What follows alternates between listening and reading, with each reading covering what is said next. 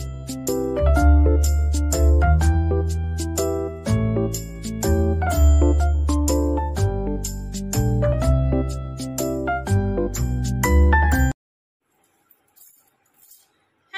Everyone, welcome back to my channel. कैसे हैं आप लोग? आई होप अच्छे ही होंगे। तो गाइज, आज हम बात करेंगे कुछ ऐसी चीजों के बारे में, जैसे कि अगर हमारे घर पे या तो लक्ष्मी आती ही नहीं है, और अगर आती है तो किसी भी तरह के जैसे बीमारियों में अनवांटेड खर्चे हो जाते हैं घर में, तो लक्ष्मी रुकती नहीं है।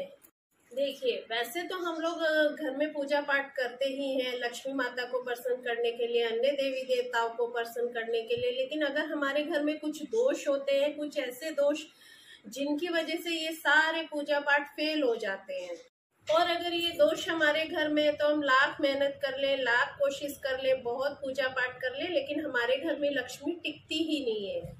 तो आइए देखते हैं कि लक्ष्मी जी के स्थायी वास के लिए आपको क्या क्या करना है। कहा जाता है अगर हमारे घर में लक्ष्मी होती है तो व्यक्ति के अंदर एक सकारात्मक ऊर्जा का वास होता है। वहीं पर अगर हमारे घर में दरिद्रता आने लगती है तो कलह कलेश बढ़ने लगते हैं, बीमारियां बढ़ने लगती हैं, आपस में मनमुटाव रहता है, और ये तो सब जानते हैं कि दरिद्रता से बड़ा कोई दोष ही नहीं है जीवन में। मैं ये नहीं कहूंगी कि पैसे से बड़ा कोई सुख नहीं है, लेकिन दरिद्रता से बड़ा कोई दुख भी नहीं है जीवन में, ये तो सभी लोग जानते हैं। तो लक्ष्मी का हमारे घर में ना टिकने का कारण ये होता है कि कुछ हमारे ऐसे दोष होते हैं, हमारे घर में भी दोष होते हैं, और कुछ हम ऐसे काम कर जाते हैं जिसकी वजह से लक्ष्मी माता हमारे घर में नहीं टिकती है। तो आइए आज हम देखते हैं कि वो कौन कौन से दोष हैं जिसकी वजह से लक्ष्मी माता हमारे घर में नहीं टिकती है। और वीडियो को लाइक जरूर कीजिएगा अगर आपको अच्छी लगती है, और सब्सक्राइब भी करना ताकि आपको मेरी आगे आने वाली वीडियो को देख सकें, और नोटिफिकेशन का बेल आइकन जरूर प्रेस कर देना ताकि आपको तुरंत नोटिफिकेशन मिल सके। और अगर आपको लगे कि वीडियो यूजफुल है तो आप इसे शेयर भी जरूर कीजिएगा। तो घर का सबसे पहला दोष यह है कि जो व्यक्ति सदैव सूर्योदय के बाद तक सोते हैं वो हमेशा लक्ष्मी से हीन रहते हैं। घर में पुरुष हो या स्त्री इस बात का नियम बना लें कि उन्हें सूर्योदय से पहले उठना है। इसके लिए ये जरूरी नहीं है कि सुबह 4 बजे उठना है या 5 बजे उठना है, लेकिन ये एक नियम बना लें कि सूर्य निकलने से पहले उठना है, उनका स्वागत करना है। आप इस बात को भी जान लें कि जितने भी सफल व्यक्ति हैं उनका जो जगना होता है वो सूर्योदय के पूर्व ही होता है। सूर्योदय के पूर्व जागने के तो बहुत सारे शारीरिक फायदे भी हैं, लेकिन मैं यहाँ पर आज शारीरिक फायदे की नहीं, आध्यात्मिक लाभ की बात करूंगी। सूर्योदय से पूर्व उठेंगे तो इसके लाभ आपको 2 दिन 4 दिन में नहीं दिखेंगे, लेकिन ये बात तय है कि जो व्यक्ति सूर्योदय से पूर्व उठते हैं तो वो कभी भी लक्ष्मी से हीन नहीं रहते हैं। उनके घर में बरकत और लक्ष्मी जी की कृपा हमेशा बनी रहती है। अगला जो दोष है वो पर्स से संबंधित है। जिस पर्स में आप पैसे रख रहे हैं उस पर थोड़ा गौर कीजिए, क्योंकि उस पर्स में आप लक्ष्मी रख रहे हैं। तो जिसमें आप लक्ष्मी रख रहे हैं तो उस चीज पर बहुत अधिक ध्यान देना चाहिए। हमारा पर्स कहीं से भी कटा फटा, पुराना, बदरंग, जिसकी चैन खराब हो, इस तरह का नहीं होना चाहिए। एक बात का ध्यान हमेशा रखें, जहां वैभव होता है, संपन्नता होती है, साफ सफाई होती है, सारी चीजें एकदम सही, साफ सुथरी और अच्छी होती हैं, वहां पर लक्ष्मी का आगमन होता है।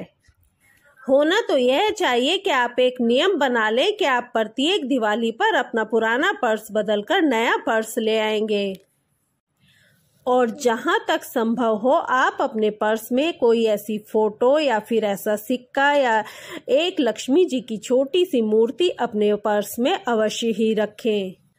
और अपने पर्स में पैसे हमेशा क्रमबद्ध रूप से रखें, उन्हें उल्टा सीधा करके ना रखें, और सिक्के और नोट हमेशा अलग अलग पॉकेट में ही रखें। अगली चीज जिसका हमें बहुत ध्यान रखना है और इस दोष को बिल्कुल अपने घर में आने नहीं देना है, वो मंगलवार से संबंधित है। मंगलवार के दिन कितनी भी जरूरत हो आपको कर्ज नहीं लेना चाहिए। अगर आपने इस दिन कर्ज लिया तो उसे चुकाने में आपको बहुत ज्यादा परेशानियों का सामना करना पड़ेगा। और ऐसा कहा गया है यदि मंगलवार को आप कर्ज लेते हैं तो ऋण, रोग और शत्रु तीनों आपके घर में चले आते हैं। अगर आपको कर्ज लेना पड़ा तो अन्य दिनों में ले, मंगलवार को भूल कर भी कर्ज ना ले, वरना इसे उतारने में आपकी स्थिति बहुत ज्यादा खराब हो जाएगी।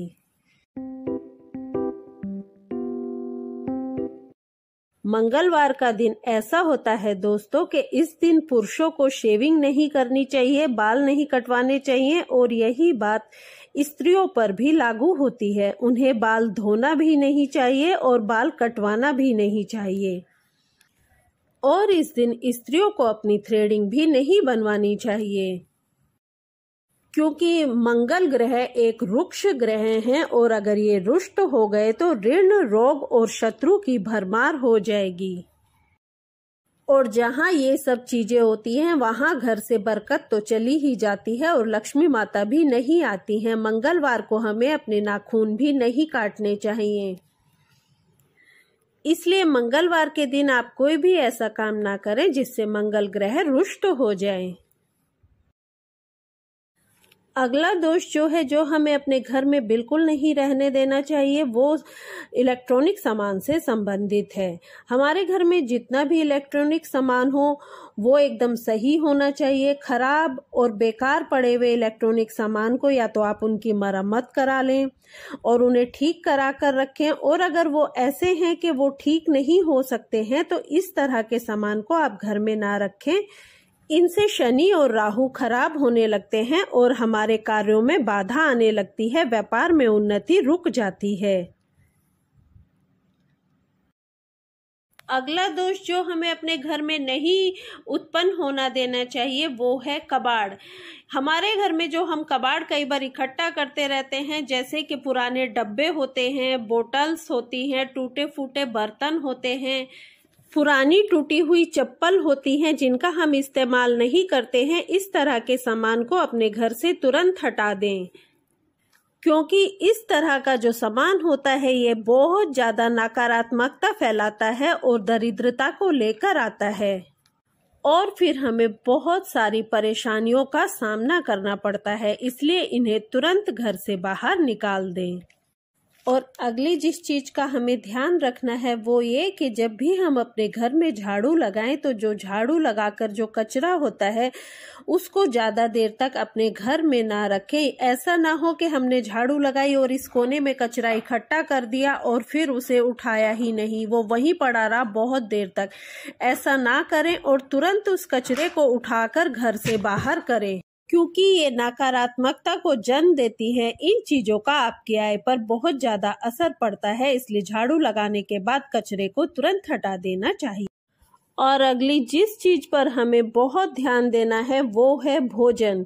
हमें अपने भोजन का कुछ हिस्सा गाय, कुत्ते और कौवे को देना चाहिए। जैसे कि आप पहली रोटी बनाएं सुबह उठकर तो उसे आप गाय को दें, और रात को जो आप आखिरी रोटी बनाएं तो उसे कुत्ते को दें, और दिन में कुछ कच्चा अनाज आप कौवों के लिए डाल दें। उसे चाहे कौवे खाएं या चिड़िया खाएं, क्योंकि कौवों में पितरों का वास होता है और अगर हम कौवों के लिए दाना डालते हैं तो इससे हमारे पितृ भी प्रसन्न होते हैं। और गाय में तो 33 करोड़ देवी देवताओं का वास होता है, नवग्रह का वास होता है। इससे अगर हम गाय को प्रतिदिन रोटी खिलाते हैं तो हमारे नवग्रह भी प्रसन्न होते हैं। और इसी तरह प्रतिदिन कुत्तों को भी रोटी, बिस्किट जो भी पॉसिबल हो वो आपको खिलाना चाहिए, क्योंकि कुत्तों को अगर हम कुछ खिलाते हैं तो इससे राहु और केतु प्रसन्न होते हैं। ये एक नियम बना ले कि आप रोज इन्हें कुछ न कुछ खिलाएंगे। तो जिस घर में इस नियम का पालन किया जाता है वहां पर साल 6 महीने में इसका असर देखने को मिलने लगता है। उस घर में ऐसी लक्ष्मी आती हैं जो कभी भी नहीं जाती हैं।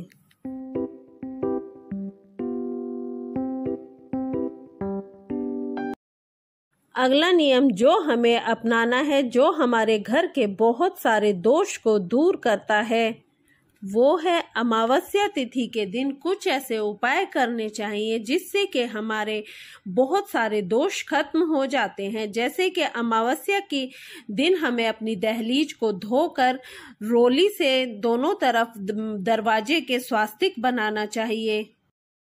ये स्वास्तिक आप रोली से या चंदन से किसी से भी बना सकते हैं। इससे माँ लक्ष्मी का आगमन आपके घर में होता ही होता है। इसके अलावा जल में दूध डालकर पीपल के वृक्ष में चढ़ाएं। इससे आपके पितृ भी प्रसन्न होंगे और पितृ दोष भी नहीं लगता है। इसे स्त्री या पुरुष कोई भी कर सकता है। इस उपाय को आपको अपने दैनिक जीवन में शामिल कर लेना चाहिए।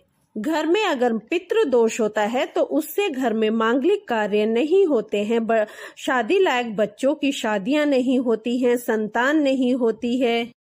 तो इस तरह के सारे दोष इस उपाय से दूर हो जाते हैं। और हमें संध्या के समय लक्ष्मी जी के निमित्त सुगंधित धूप अगरबत्ती जलानी चाहिए और माँ लक्ष्मी जी को दिखानी चाहिए। सर्वप्रथम इसे मंदिर में दिखाएं, उसके बाद पूरे घर में दिखाएं और फिर घर के मुख्य दरवाजे पर दिखाएं और लक्ष्मी जी का आह्वान करें। जब आप इस धूप को पूरे घर में घुमा रहे हो तो आप लक्ष्मी जी या विष्णु जी के मंत्र का जप भी कर सकते हैं और पूरे घर में धूप को घुमाने के बाद आप इसे मंदिर में रख दें। इस तरह से जब आप रोज लक्ष्मी जी का आह्वान संध्या के टाइम पर करेंगे तो आप देखेंगे कि आपकी आय के स्रोत खुलने लगे हैं और घर में खुश। और एक बात, कभी भी अगर आपके दरवाजे पर कोई याचक आता है या आपसे कभी कोई कुछ मांगता है तो उसे खाली हाथ ना लौटाएं। मैं ये नहीं कहती कि आप जरूरत से ज्यादा दान दें, लेकिन जितनी आपकी सामर्थ्य है उतना आप अवश्य दें, क्योंकि कहते हैं ना कि पता नहीं किस रूप में नारायण मिल जाएं।